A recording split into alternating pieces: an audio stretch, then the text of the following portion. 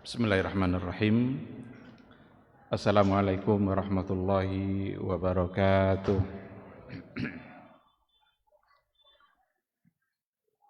Innal hamdalillah nahmaduhu wa nasta'inuhu wa nastaghfiruh wa na'udzu billahi min shururi anfusina wa min sayyiati a'malina may yahdihillahu fala mudhillalah wa may yudlilhu falan tajida lahu waliyyan mursyida. Asyhadu an la ilaha illallah wahdahu la syarikalah wa asyhadu anna Muhammadan abduhu wa rasuluhu la nabiyya wa la rasula ba'dah. Ikhwati fillah, ma'asyiral hadirin wal hadirat, Bapak-bapak, ibu-ibu yang dimuliakan Allah, mari sama-sama kita kembali bersyukur kepada Allah Subhanahu wa taala. Alhamdulillah, pada malam yang kedua dari malam-malam Ramadan kita, malam hari ini kita masih diberikan kesehatan dan kesempatan oleh Allah Subhanahu wa taala. Mudah-mudahan sehat yang diberikan oleh Allah selalu membuat kita semakin dekat kepada Allah Subhanahu wa taala. Karena itulah bukti bahwa kita bersyukur. Syukur itu tidaklah hanya cukup secara lisan, tetapi syukur itu harus dibuktikan dalam kenyataan. Lisan yang mengucapkan alhamdulillah, tetapi anggota tubuh kita hendaklah membuktikan dalam bentuk ibadah yang memang harus dia laksanakan. Ketika kita sujud, sesungguhnya kening kita sedang bersyukur. Ketika kaki kita langkahkan ke rumah Allah, sesungguhnya kaki kita sedang bersyukur. Mudah-mudahan hadirnya kita di rumah Allah pada malam hari ini membuat dosa-dosa kita bisa terampuni dan kemuliaan kita bisa bertambah di sisi Allah Subhanahu wa taala. Sama-sama kita juga harus bersalawat dan salam untuk Rasulullah sallallahu alaihi wasallam. Allahumma salli ala Muhammad wa ala ali Muhammad. Mudah-mudahan sosok figur yang telah selesai melaksanakan amanah dari Allah Subhanahu wa taala itu hendaknya selalu kita tauladani. Hendaknya selalu kita jadikan contoh. Tidak ada tauladan yang pantas untuk kita contoh dalam kehidupan kita selain daripada Rasulullah sallallahu alaihi wasallam. Mudah-mudahan di akhirat kelak semua kita bisa mendapatkan syafaat dari beliau, bisa mendapatkan minuman yang langsung dituangkan oleh Rasulullah sallallahu alaihi wasallam dari telaganya. Mudah-mudahan kita tidak termasuk ke dalam orang-orang yang diusir dari telaganya Rasulullah sallallahu alaihi wasallam. Oleh karena itu cintailah sunnahnya, hiduplah di atas sunnahnya, meskipun terkadang kita menghadapi tantangan untuk itu. Tapi setiap kali upaya kita melawan tantangan itu, yakinlah Allah akan bantu dan Allah akan mudahkan untuk istiqamah berada di atas jalan Rasulullah sallallahu alaihi wasallam. Ikhwati fillah, ma'asyiral hadirin wal hadirat, rahimani Allah wa iyyakum. Pada malam hari ini saya sedikit ingin memberikan gambaran kepada kita bersama. Mudah-mudahan ini menjadi ilmu bagi kita. Dan saya yakin saya tidak akan bisa menyampaikannya secara lengkap karena tentu saja membutuhkan waktu yang cukup panjang. Hal yang ingin saya sampaikan pada malam hari ini adalah gambaran tentang cakupan dari fikih Ramadan. Kalau seandainya orang bilang fikih Ramadan, itu apa yang perlu kita bahas? Apa yang harus kita pahami dari fikih Ramadan itu? Fikih Ramadan itu lebih luas daripada fikih puasa. Karena puasa adalah bagian dari Ramadan. Dan bukan hanya puasa untuk mengisi detik-detik Ramadan kita. Oleh karena itu kalau dikatakan fikih puasa itu sebahagiannya. Tapi kalau dikatakan fikih Ramadan maka tentu akan menjadi lebih luas. Kalau seandainya kita ingin mengetahui apa saja kira-kira yang perlu untuk kita bahas dan untuk kita jadikan ilmu terkait dengan fikih Ramadan, setidaknya kita perlu membahas beberapa bab atau beberapa permasalahan. Bab yang pertama yang paling utama tentu saja adalah babus siyam, bab yang berkaitan dengan puasa. Yang kedua babnya adalah babul qiyam, bab yang berhubungan dengan al-qiyam, menghidupkan malam-malam Ramadan. Itu bagian dari fikih Ramadan. Yang ketiga yang perlu kita bahas kalau kita bicara fikih Ramadan itu adalah babul i'tikaf, karena ada sebuah sunnah yang dilakukan oleh Rasulullah sallallahu alaihi wasallam di dalam bulan Ramadan, maka ia menjadi fikih Ramadan. Babul i'tikaf, khususnya pada bagian 10 terakhir dari Ramadan kita. Yang keempat yang menjadi pembahasan dalam fikih Ramadan itu adalah bab zakatul fitr. Kenapa kita harus membahas zakatul fitr dalam fikih Ramadan? Karena ada sebuah ibadah pada bagian akhir dari Ramadan kita dan itu hanya ada dalam Ramadan, yaitu menunaikan zakatul fitr, zakat fitrah. Di akhir-akhir menjelang kita menyelesaikan ibadah Ramadan kita. Dan pada bagian yang terakhir sekali dari fikih Ramadan itu adalah ketika kita bicara tentang bab salatu Aidil Fitr, salat hari raya Aidil Fitr. Inilah 5 pembahasan yang ada pada fikih Ramadan. Kelima bab ini yang besar-besar. Kalau kita bawa yang kecil-kecil tentu juga ada, karena ada banyak hal yang berkaitan dengan masalah Ramadan. Tapi ini yang paling asasi ini, kelima ini. Kelima bab ini punya definisinya sendiri, punya hukumnya sendiri, punya dalilnya sendiri, dan masing-masing punya masalah. Ketika kita bicara tentang as-siyam, ada masail as-siyam. Ketika kita bicara tentang al-qiyam, ada pula masail al-qiyam. Ketika kita bicara tentang al-i'tikaf, ada pula masail al-i'tikaf. Begitu juga dengan masail zakatul fitr, dan begitu juga dengan masail salat Aidil Fitr. Oleh karena itu tadi saya katakan bahwa saya tidak akan yakin untuk menyampaikan kelima permasalahan ini secara tuntas, tentu saja apabila nanti memanjangkan umur kita sampai menyelesaikan Ramadan secara tuntas dan memberikan kesehatan kepada kita bersama, sehingga memanfaatkan semua peluang-peluang ibadah yang disediakan oleh Allah untuk kemudian kita mendapatkan janji Allah dan janji Rasulnya dari ibadah itu sendiri. Yang pertama adalah puasa. Benar-benar sebuah ibadah yang sangat istimewa yang disediakan hanya untuk orang-orang yang beriman. Maka puasa ini adalah ibadah dan kemuliaan hanya untuk orang-orang yang beriman. Sebab yang dipanggil hanyalah orang-orang yang beriman saja. Orang-orang tidak beriman gak masuk dalam panggilan itu. Allah tidak hendak memanggil orang-orang yang tidak beriman. Kalau beriman pada Allah aja mereka gak mau, gak penting bagi mereka untuk berpuasa. Karena berpuasa pun mereka tidak akan mendapatkan pahala apapun. Kabarnya dalam catatan biografi Plato, Socrates, dia suka berpuasa minimal sebulan 10 hari. Tapi tentu saja puasanya Plato bukan karena kutiba alaikumusiyam, bukan karena panggilan Allah.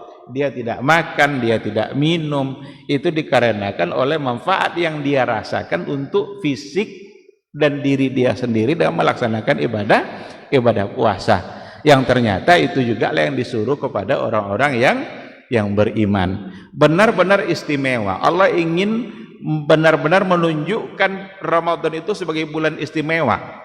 Sehingga sehari sebelum Ramadan itu dilarang berpuasa, sehari setelah Ramadan Allah larang berpuasa. Jadi sehari setelah Ramadan adalah hari raya, dan itu hukumnya haram berpuasa. Sehari sebelum Ramadan itu adalah yaumus syak, dan Rasul juga melarang.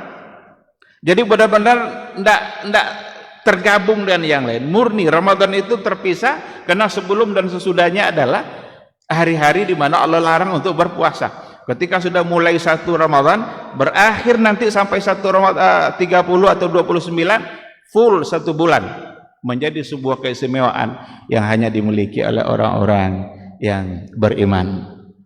Berbahagialah ketika kita beriman kepada Allah, berbahagialah ketika kita masuk ke dalam kafilah orang-orang yang dipanggil oleh Allah untuk berpuasa. Sungguh sangat disayangkan ketika ada orang-orang yang beriman tapi mereka tidak berpuasa. Sungguh disayangkan, mereka sebenarnya beriman kepada Allah, mereka sebenarnya tercatat sebagai seorang yang muslim, tetapi mereka tidak berpuasa, entah karena kedurhakaannya kepada Allah, entah karena keangkuhannya kepada Allah. Karena setiap kali kita berbuat maksiat, kata Ibnul Qayyim Al-Jauziyah, setiap kali hamba Allah berbuat maksiat kepada Allah, berarti pada saat itu ada sifat takabur dalam diri seorang hamba itu. Jadi setiap kali kita bermaksiat, maka pada saat itu berarti kita takabur, angkuh, sombong kita kepada Allah. Lupa kita kalau kita lemah, Allah itu kuat. Lupa kita kalau kita ini lemah, lupa kita kalau kita ini kecil, Allah itu besar. Lupa kita kalau kita ini hina, Allah itu mulia. Lupa kita kalau seandainya sesungguhnya kita adalah orang-orang yang membutuhkan Allah Subhanahu wa ta'ala. Bahkan untuk berbuat maksiat kepada Allah itu sendiri, kita nggak bisa lepas dari nikmat yang diberikan oleh Allah Subhanahu wa ta'ala. Saat kita berbuat maksiat kepada Allah, ternyata kita bermaksiat dengan menggunakan nikmat yang diberikan oleh Allah Subhanahu wa ta'ala. Bukankah nyawa yang masih diberikan oleh Allah adalah nikmat? Bukankah udara segar, oksigen yang kita bisa bernapas itu adalah nikmat? Bukankah kelapangan waktu yang diberikan oleh Allah itu semua adalah nikmat? Tetapi nikmat itulah ternyata yang digunakan untuk mendurhakai Allah. Orang-orang yang tidak berpuasa berarti orang-orang yang tidak sadar dengan kebesaran Allah, lupa dengan kekuatan Allah. Yang ada di hatinya hanyalah keangkuhan, kesombongan, takabur, dan takabur itu yang pantas hanyalah Allah Subhanahu wa ta'ala. Ibadah puasa tentu saja memiliki berbagai macam masalah-masalah. Kalau kita bicara fikih, itu tentu biasanya adalah larinya kepada hukum. Maka ibadah puasa itu memiliki banyak masalah dan banyak hukum. Bukan banyak masalah, banyak permasalahan yang di dalamnya memerlukan ada banyak hukum. Apa contohnya? Satu persoalan saja, umpamanya masalah niat. Kapan kita meniatkan ibadah puasa Ramadan kita? Dalam sebuah hadis dikatakan oleh Rasulullah sallallahu alaihi wasallam, la siyama liman lam yubayyit as-siyama min al-lail aw fil lail aw kama qala Rasulullah sallallahu alaihi wasallam. Tidaklah sah puasa seseorang kalau seandainya dia tidak meniatkan puasa itu di malam hari. Oleh karena itu ibadah puasanya di siang hari, tetapi mulai meniatkannya adalah di malam hari, termasuk diantaranya adalah ibadah Ramadan. Berarti Ramadan mesti kita niatkan di malam hari. Tetapi ada penjelasan oleh para ulama mazhab seperti yang dikatakan oleh Imam Malik, bahwa ibadah Ramadan sebagai sebuah ibadah yang sebulan penuh, ibaratnya satu paket, maka kita mesti atau dianjurkan untuk meniatkannya mulai dari malam pertama, untuk meniatkannya sebulan penuh dalam Ramadan kita.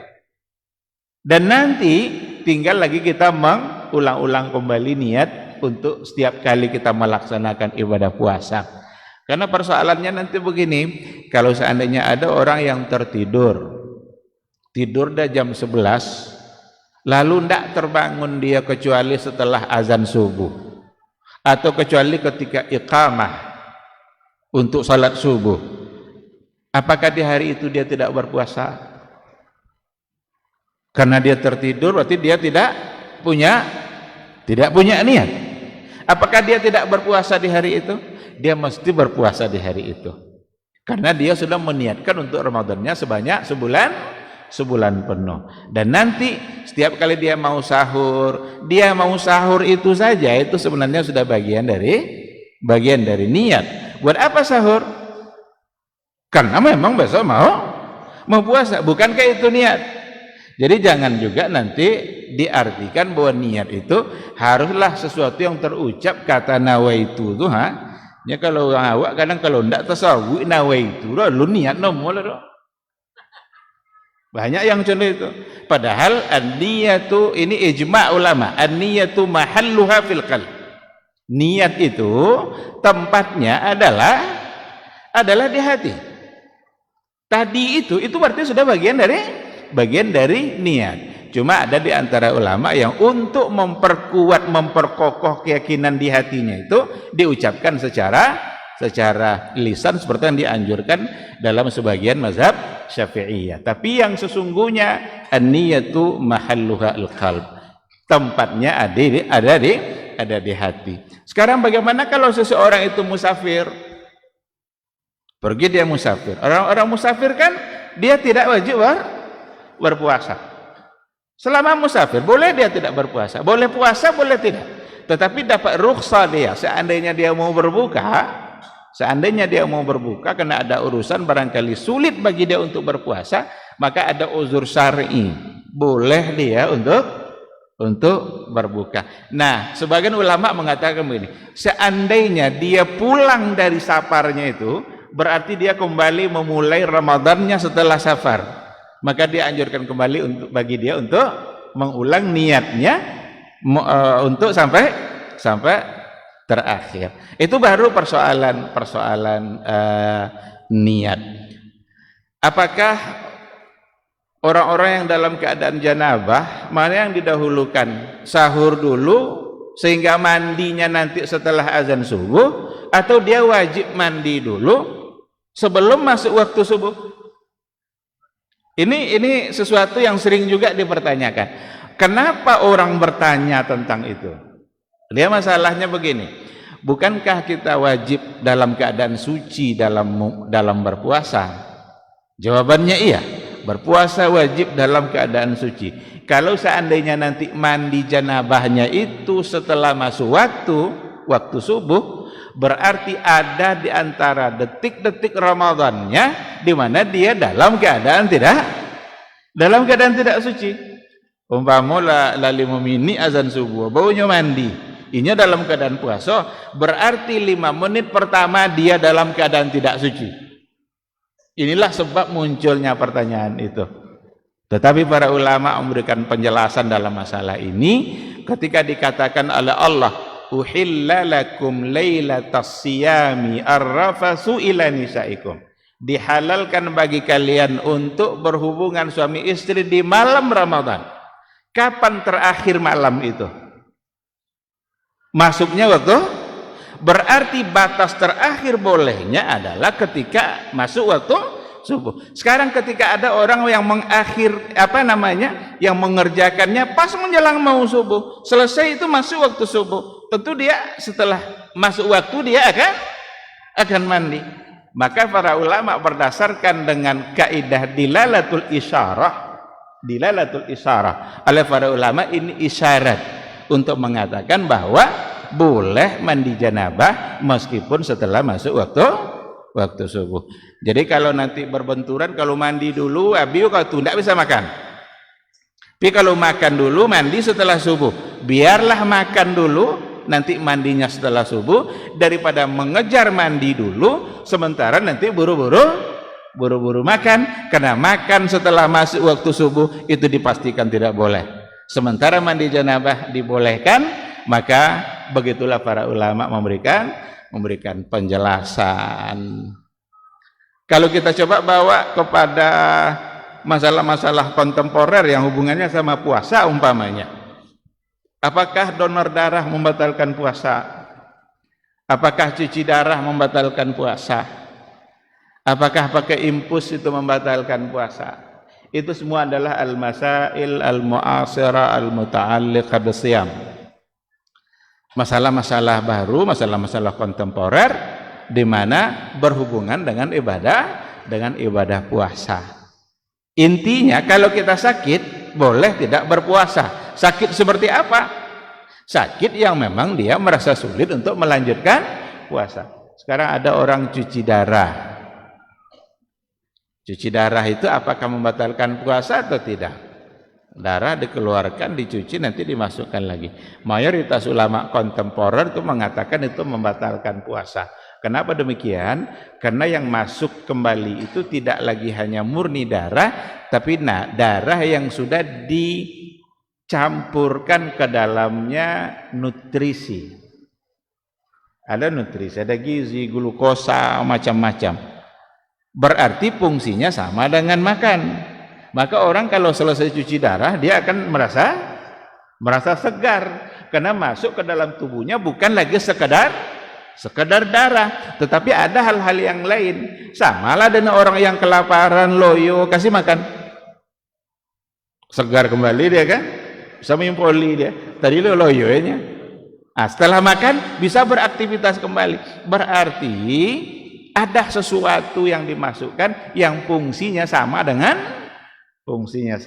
makanan. Maka oleh mayoritas itu membatalkan, meskipun ada sebagian yang mengatakan itu tidak membatalkan. Tapi yang lebih kuat dalam hal ini adalah membatalkan. Adapun oksigen itu tidak membatalkan. Mayoritas mengatakan tidak. Kenapa demikian? Karena fungsinya sama dengan kita menghirup udara. Walaupun ada tabung diletakkan di mulut dia, tapi itu adalah oksigen umpamanya. Sama dengan ketika kita bernapas yang juga menggunakan oksigen. Apa bedanya? Sehingga tidak membatalkan puasa. Kalau dia tetap juga ingin berpuasa. Baik, ikhwati fillah. Ini pada bab yang pertama, bab siyam. Saya yakin akan banyak sekali persoalan.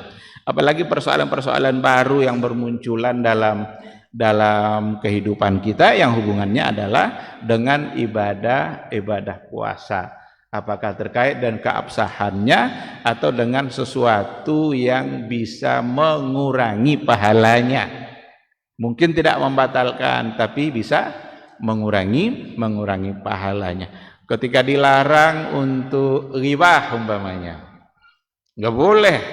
Dia tidak membatalkan puasa memang, tapi menggerus pahala puasa. Sekarang kemana dengan ghibah politik? Ghibah politik samakah atau tidak? Ini 300 triliun entah kemana nih Seharusnya dia sibuk baca Quran kan? Sekarang sibuk udah buat 300 triliun. Mahfud MD bilang gini, Sri Mulyani bilang gini. Itu ghibah politik enggak? Itu merusak ibadah puasa enggak kira-kira? Maka tentu saja akan banyak hal-hal yang pantas untuk kita bahas. Itu yang pertama. Yang kedua terkait dengan al-qiyam. Al-qiyam itu hubungannya dengan malam hari. Khususnya kalau sholatnya namanya adalah at-tarawih. Khilaf yang sangat klasik yang berlangsung dari dulu itu seperti jumlah rakaat. Apakah 8, apakah 20, nanti tambah 3 atau 8 tambah 3. Itu jumlah yang memang dari dulu sering diperdebatkan. Ada yang mempertahankan 8 memang karena berdasarkan kepada hadis Aisyah mengatakan bahwa Rasulullah SAW tidak pernah mengerjakan sholat di malam hari baik dalam Ramadan maupun di luar Ramadan lebih dari 11 rakaat. Tetapi ada yang mempertahankan pada riwayat yang lain yang berkaitan dengan apa yang dilakukan oleh Umar bin Al-Khattab radhiyallahu anhu, yang mengatakan bahwa beliau memerintahkan orang-orang Madinah di Masjid Nabawi ketika itu, ketika mereka mengerjakan tarawihnya, ada yang sendiri-sendiri, ada yang sekelompok sudut sini, ada sekelompok sudut sana. Umar memandang ini tidak baik, jadi disatukanlah oleh Umar bin Al-Khattab dengan satu imam. Ketika itu yang ditunjuk adalah Ubay ibn Ka'ab, bergantian nanti dengan Tamim Ad-Dari, Tamim ibn Aus Ad-Dari, di mana Umar radhiyallahu anhu dalam satu riwayat dikatakan bahwa beliau memerintahkan untuk melaksanakannya sebanyak 20 rakaat. Tetapi dia ada dua versi. Ada dua versi. Versi pertama mengatakan bahwa Umar bin Al-Khattab tetap menyuruhnya sejumlah 8. Ada sebuah buku yang ditulis oleh Salman Auda, judulnya adalah Majalis Ramadhaniyah. Beliau bahas persoalan itu. Ada yang menafsirkan Umar memerintahkan segitu, tetapi yang dilakukan adalah 20. Secara lisan Umar memerintahkan seperti itu, tetapi yang dilakukan oleh Ubay bin Ka'ab sebanyak 20. Tentu saja versi-versi seperti ini akan membuat adanya perbedaan pendapat para ulama. Ada yang mencoba untuk mengkompromikan. Ketika dikatakan Rasul dengan 8 lalu tambah 3, itu kata Aisyah, la tas'alu an tulihinna wa husnihinna. Jangan kalian tanya lagi tentang berapa lamanya beliau sholat dan betapa baiknya beliau sholat. Jadi ada yang mencoba menggabungnya begini. Ketika dia mengambil 8, maka itu dengan bacaan yang panjang. Ketika dia mengambil yang 20, bacaannya sedikit agak lebih pendek. Berarti yang ini walaupun 8, tapi bisa saja lebih lama dari yang 20. Ini meskipun 20, tapi dibuat bacaannya itu tidak terlalu, untuk tahfifan linnas, sebagai cara untuk memberikan keringanan bagi banyak orang.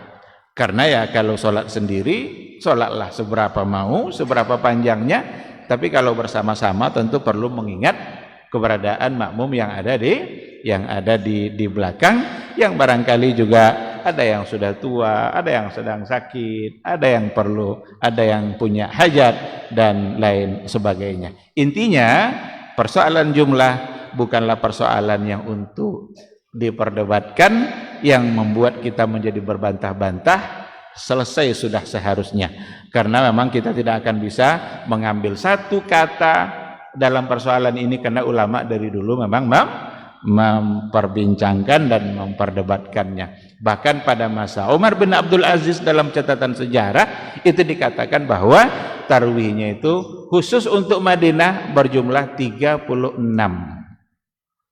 pada masa Umar bin Abdul Aziz. Kok bisa terjadi seperti itu? Itu dikarenakan oleh orang-orang Mekah, setiap 4 rakaat mereka tawaf. Itu yang tarawih itu. Setiap 4 rakaat mereka tawaf. Tawaf kan 7 putaran. Lama 7 putaran. Tawaf, nanti baru masuk 4 berikutnya. Tawaf lagi, 4 berikutnya tawaf lagi. Ada kecemburuan dari orang-orang Madinah. Mereka melapor kepada Umar bin Abdul Aziz, ya Amirul Mukminin, orang Mekah itu pahalanya banyak. Apa betulnya Umar? Uang lu bisa tawaf. Ini di Mekah punya Ka'bah, enggak bisa tawaf dah. Umar bin Abdul Aziz mengambil satu kebijakan. Kalau begitu khusus untuk orang Madinah, jadi 36 rakaat. Atau apa juga komentar-komentar kan 820 kesannya 36. Maka kita mengamalkan mana yang memang kita menganggap itu yang lebih kuat. Bukan berarti pula berarti Islam ini tidak konsisten, bukan begitu. Karena ada memang dalil-dalil yang secara tabiat dari dalil itu sendiri memungkinkan untuk diperselisihkan. Kalau mereka berselisih di atas dalil, itu baik. Tapi kalau berselisih tanpa ada dalil sama sekali, itu yang tidak pantas, tidak boleh. Berarti hanya mengedepankan ego, mengedepankan akal, atau mengedepankan hawa nafsu. Baik, ikhwati fillah, itu persoalan al-qiyam. Sedangkan yang ketiga, masalah i'tikaf, saya kira ini juga masalah-masalah yang apa namanya, satu bab yang di dalamnya ada banyak persoalan. Apakah keluar masjid itu bisa membatalkan i'tikaf? Tentu saja jawabannya iya. Karena i'tikaf itu artinya adalah al-muktsu fil masjidi lil ibadah. Itu definisi i'tikaf. Menetap di dalam masjid untuk beribadah. Itu yang i'tikaf. I'tikaf itu sebuah ibadah. Kita bisa beritikaf baik dalam Ramadan maupun di luar Ramadan. Khusus untuk dalam Ramadan, memang Rasulullah Shallallahu Alaihi Wasallam menganjurkan untuk pada bagian 10 terakhir, sehingga dimulai dari malam 21. Kalau tadi hari ke-20, berarti malam kapan dimulai? Maghrib. Maka terbenamnya matahari berarti itu adalah waktu mulainya untuk beriktikaf sampai nanti terakhir. Al-muktsu fil masjid, menetap dalam masjid, dan tujuannya adalah untuk beribadah. Berarti bukan untuk tujuan yang lain, fokus hanya untuk ibadah saja, dan tidak boleh keluar kecuali untuk hal-hal yang memang tidak bisa didapatkannya di dalam masjid, untuk berwudu, untuk qada hajat dan lain sebagainya. Pak Ustadz, saya siang kerja, malam baru bisa i'tikaf. Mungkinkah saya untuk beriktikaf 10 terakhir Ramadan? Siangnya tetap ke kantor, malam baru bisa ke masjid. Kadang tidak lo dari awal malam, dari jam 11 lo baru bisa sampai subuh. Kalau memang itu yang bisa dia lakukan, itu satu kebaikan, karena memang Lailatul Qadar itu ada di malam hari, maka malamnya lebih afdal daripada siangnya, karena malam yang terbaik itu 10 terakhir Ramadan. Kalau siang terbaik itu baru 10 awal Zulhijjah. Sekarang bisa dia seperti itu adalah sesuatu yang baik, tetapi tidak akan bisa dikatakan sebagai mu'takif ashril awakhir. Nggak bisa disebut sebagai i'tikaf 10 terakhir, karena tidak terpenuhi syarat dan ketentuannya. Karena ada istilah SKB, syarat dan ketentuan berlaku. Kalau tidak ada syarat, tidak lengkap ketentuan, berarti tidak berlaku. Tapi itu baik. Baiklah kojo siang lu nyemang wajib lu nyoba kojo. Malam kok bisa masih, alhamdulillah. Karena ada sebagian orang siang pun tidak bisa, malam pun tidak bisa. Ketika kita bisa hanya malam saja, laksanakan. Itu sebagai satu kebaikan. Tetapi bukan disebut sebagai mu'takif ashril awakhir. Kalau secara sunnahnya i'tikaf 10 terakhir memang harus siang dan malam, tidak keluar dari masjid sama sekali. Ada nanti beberapa persoalan yang dibahas oleh para ulama. Seandainya ada jenazah yang disolatkan di masjid itu, boleh tidak dia ikut untuk mengantarkan ke kuburnya, lalu nanti balik lagi? Itu namanya tasyi' al-janazah. Itu dibahas oleh para ulama fikih. Banyak di antara ulama yang mengatakan itu dibolehkan, karena tasyi' al-janazah itu bagian dari ibadah. Maka keluar yang tidak boleh adalah keluar yang sama sekali tidak ada hubungannya dengan ibadah. Itu gambaran dari i'tikaf. Sedangkan yang keempat, mohon maaf ini sudah lewat waktunya. Yang keempat tadi persoalan zakat fitrah. Ini zakat fitrah juga persoalan yang selalu dipertanyakan, dan ada banyak masalah-masalah yang terdapat di dalam zakatul fitri. Zakat fitrah itu beda dengan zakatul mal.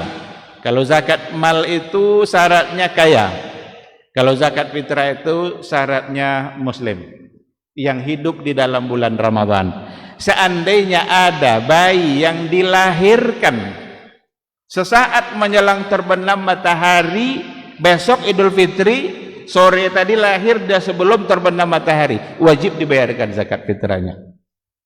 Karena dia merasakan hidup di dalam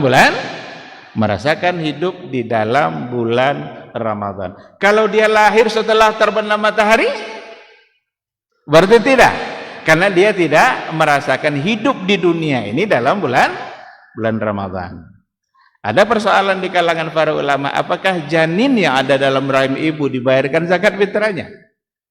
Karena ada nas seperti yang dinukil oleh sebagian ulama, Utsman bin Affan menyuruh untuk membayarkan zakat fitrah janin yang ada dalam rahim.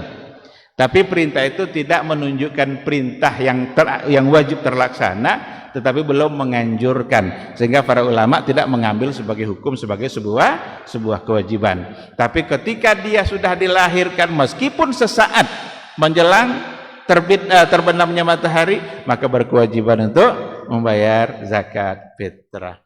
Wajibkah pakai makanan pokok?